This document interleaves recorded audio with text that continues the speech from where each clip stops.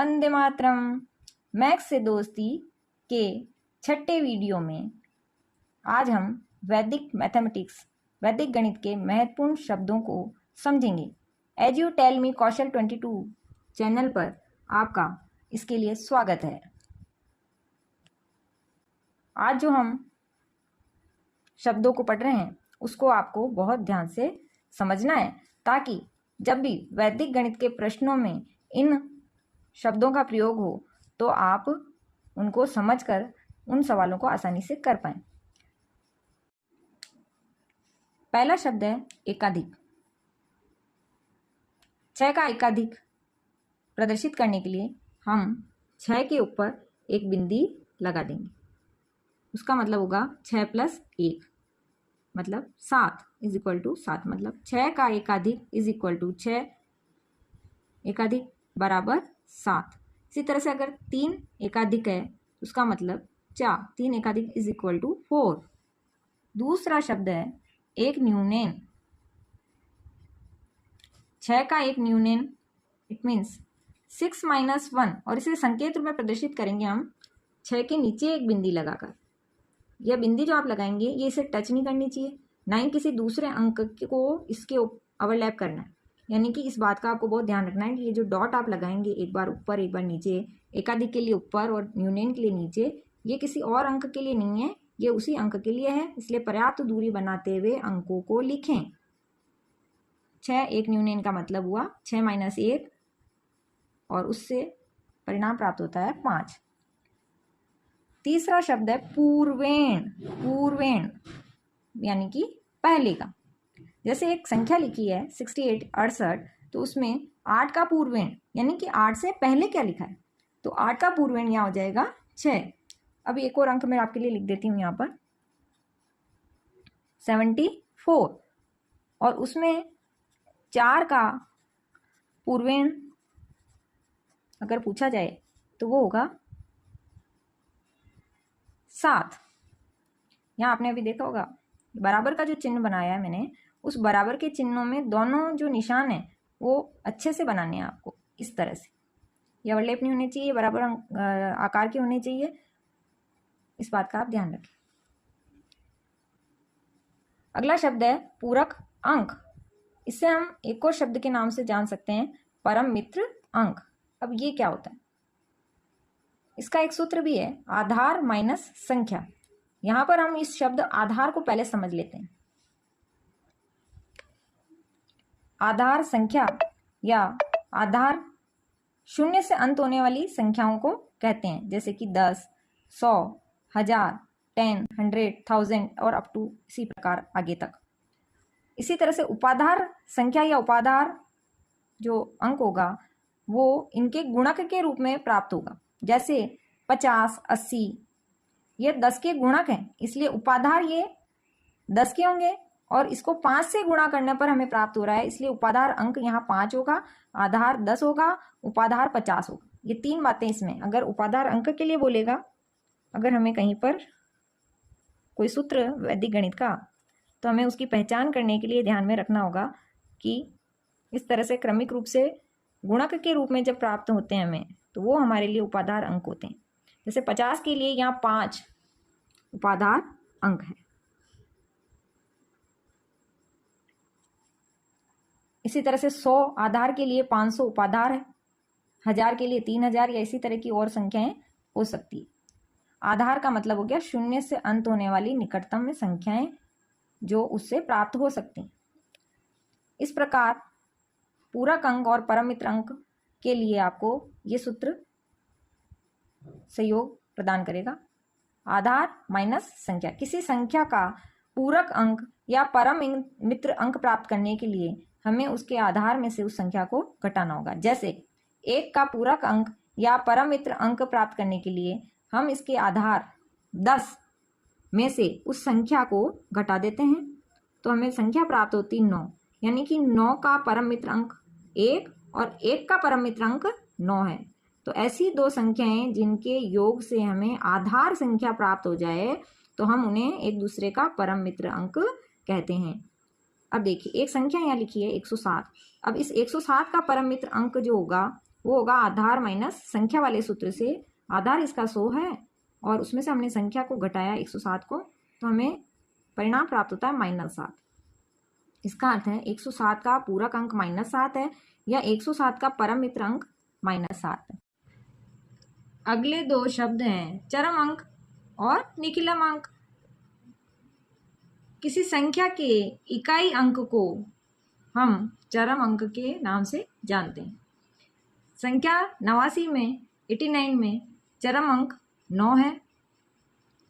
किसी संख्या के शेष सभी अंक चरम अंक को छोड़कर शेष सभी अंक निखिलम अंक कहलाते हैं।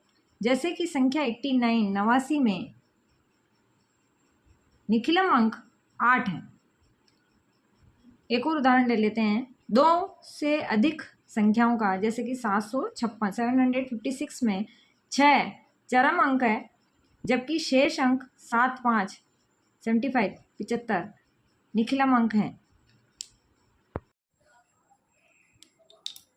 आइए वैदिक गणित के और सामान्य गणित के लिए भी कुछ अन्य महत्वपूर्ण शब्दों को देखते हैं।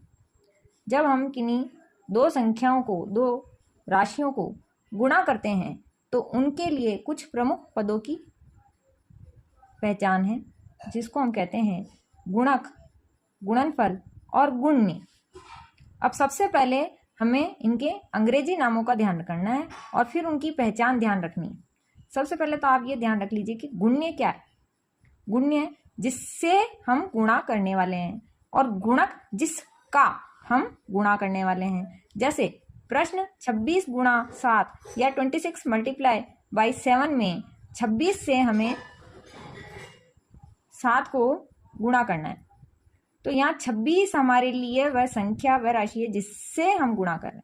इसलिए 26 यहाँ पर गुण्य है, जिसे हम कहते हैं मल्टीप्लिकेंड। मल्टीप्लिकेंड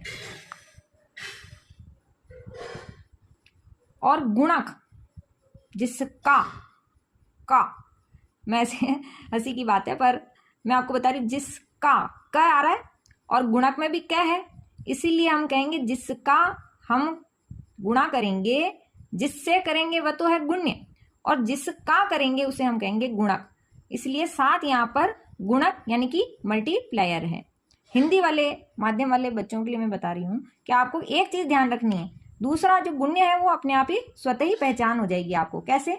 जिसका में का है, इसलिए गुणक का में भी क्या आएगा। तो दोनों को आप इंटरेक्ट करें, दोनों को आप से संबंधित करें और इस तरह से इस चीज को याद करें कि गुणक में भी का है, इसलिए जिसका हम गुणा कर रहे हैं वह हमारे लिए गुणक है और जो बचा है वो हमारा गुण्य है जिससे हम गुणा कर रहे हैं। तो आपको एक चीज याद रखनी, गुणक और गुण्य की पहचान अपने आप ही हो जाएगी।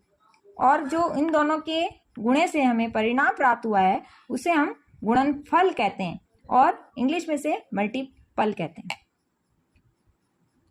अच्छा, तो जो इंग्लिश मीडियम वाले हैं वो कैसे याद रखें? तो आपको 3 चीज़ें ध्यान में रखनी है, जिसमें से मेन 2 चीज़ें हैं, एक तो मल्टीप्लायर और मल्टीप्लिकेंट। तो आपको ध्यान रखना है कि जो बड़ी वाली चीज़ है उससे हम गुणा कर रहे हैं, यानी कि जिससे हम गुणा कर रहे हैं, तो वो स्पेलिंग आपकी देखिए मल्टीप्लिकेंट, वो बड़ी है, तो आप उस तरह से याद कर सकते हैं कि जो मल्टीप्लिकेंट है वो हमारा जिससे हम गुणा कर रहे हैं वो है, और जो मल्टीप्लायर है वो हमारा छोटा वर्ड है, इसलिए वह हमारा गुणक यानी जिसका हम गुणा कर रहे हैं वो है। चलिए अब हम आगे के शब्दों को देखते हैं। भाजक, भाज्य, भागफल और शेषफल। जब भी हम किसी संख्या को भाग देने की बात करते हैं किसी संख्या से, तो इस तरह से हम भाग देने की क्रिया करते हैं। अभी हम केवल इनके शब्दों की पहचान करेंगे और यहाँ पर कि इस तरह से हम जिसमें भाग लगाना उस राशि को इस तरह से संकेत रूप में हम बांट देते हैं अलग अलग भागों में। तो यहाँ लिखा हुआ हमने 25 भाजक 7 यानी कि 25 डिवाइडेड बाई 7, तो इस तरह से हमने लिख दिया। और 7 या 7 का जब हमने पाड़ा बोला तो 7 या 21 और घटाने पर शेषफल बचा है यहाँ पर 4। अब इसके 4 भागों की हमें इससे पहचान करनी। जो चीज़ मैंने आपको यहाँ बताई थी कि जिसका हमें गुणा करना है वो हमारे लिए गुणक है और छोटा शब्द है यानी कि मल्टीप्लायर। केवल मल्टीप्लायर और मल्टीप्लिकेंट में आपको पहचान करनी।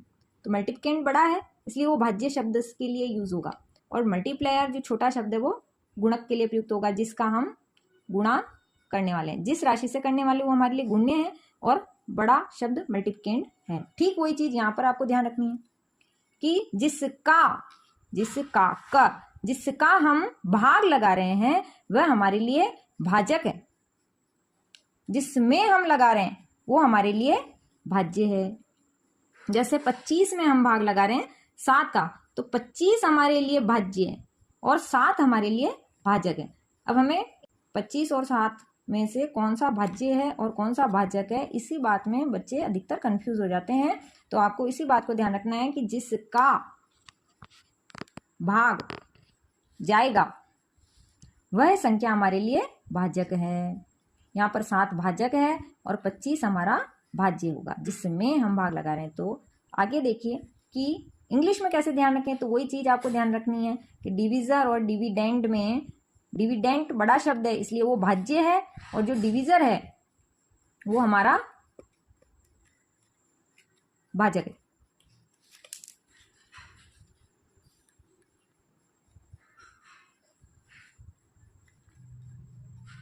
और जब हम इस तरह से इसमें भाग लगाएंगे तो हमारे पास भागफल आएगा और शेषफल आएगा। शेषफल हमारा कहलाता है रिमाइंडर। हिंदी में हम बोलेंगे शेषफल, इंग्लिश में बोलेंगे हम रिमाइंडर। भागफल, भाग देने पर जो परिणाम प्राप्त हुआ हमारे यहाँ जैसे कि 3, उसे हम कहेंगे भागफल और इंग्लिश में इसको कहेंगे कोशिएंट। इस तरह से इन शब्दों की सही पहचान करके हम वैदिक गणित में भी कई सूत्रों को हल करेंगे, कई सूत्रों के माध्यम से हम प्रश्नों को हल करेंगे और सामान्य गणित में भी इन शब्दों का प्रयोग करके हम प्रश्नों को हल करते हैं। मैथ्स से दोस्ती के इस छठे वीडियो में आज के बताए गए शब्दों को आपको अपनी नोटबुक में लिख लेना है और उन्हें अच्छे से ध्यान में रखना है ताकि उनको हम अपने आगे के वीडियो में प्रयुक्त करने पर कंफ्यूज ना हो। Thanks for watching.